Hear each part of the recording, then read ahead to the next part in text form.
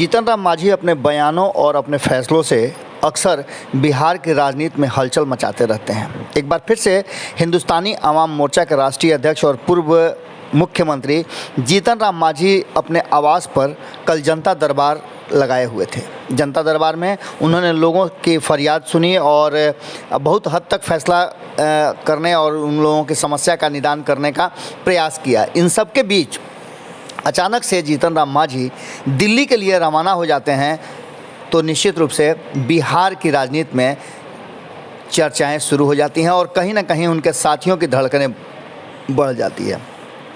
आपको बता दें कि जीतन राम मांझी इससे पहले कई बार दिल्ली गए हैं, लेकिन इस बार के दिल्ली जाने का कारण अब तक किसी को नहीं पता है और जीतन राम मांझी के जाने के बाद चर्चाएं शुरू हो गई हैं।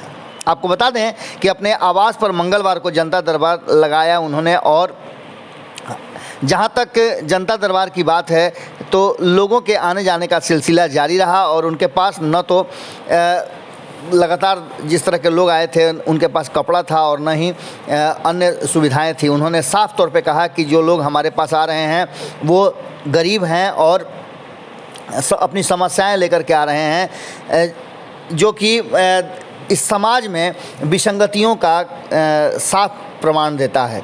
उन्होंने कहा कि मैं उन पदाधिकारियों को धन्यवाद देता हूं जो समस्या का समाधान लगातार कर रहे हैं और मेरे फ़ोन पर सकारात्मक जवाब दे रहे हैं। जीतन राम मांझी लगातार अब मंगलवार के मंगलवार जनता दरबार लगा रहे हैं। ये उनका दूसरा मंगलवार था जब जनता दरबार चल रहा था।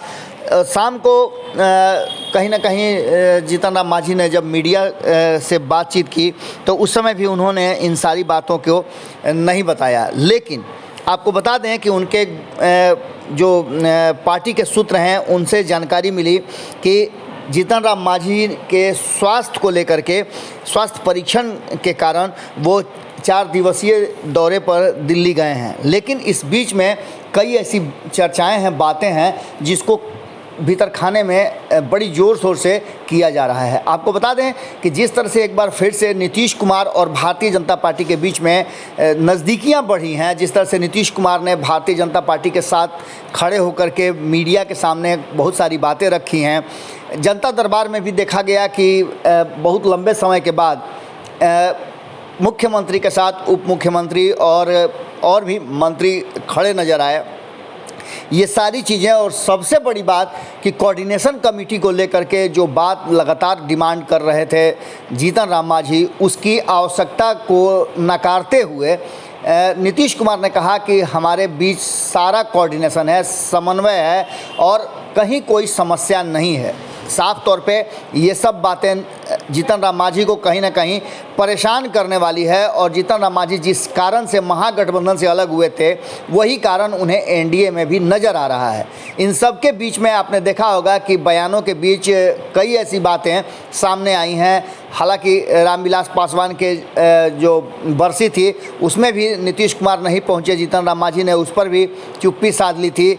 लेकिन इन सारी बातों के बीच जीतन राम मांझी एक बात लगातार कहते आए हैं कि छोटी पार्टियों को तवज्जो नहीं मिल रहा है, उनकी बातें दब के रह जाती हैं।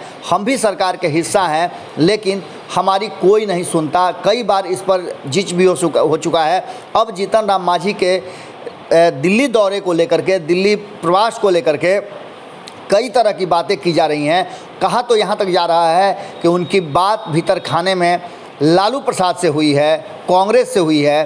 क्या जीतन राम मांझी इस बार के दौरे में लालू प्रसाद और कांग्रेस से मिलेंगे? क्योंकि पिछली बार उन्होंने मुलाकात किया था प्रधानमंत्री से और गृह मंत्री से। अब देखने वाली बात होगी कि जीतन राम मांझी का यह दौरा कितना ज़्यादा परेशान करता है अपने ही साथियों को। जुड़े रहिए भारत लाइव के साथ। हमारी नज़र पूरी घटना पर बनी हुई है, आपकी नज़र भारत लाइव पर होनी चाहिए। बहुत बहुत धन्यवाद।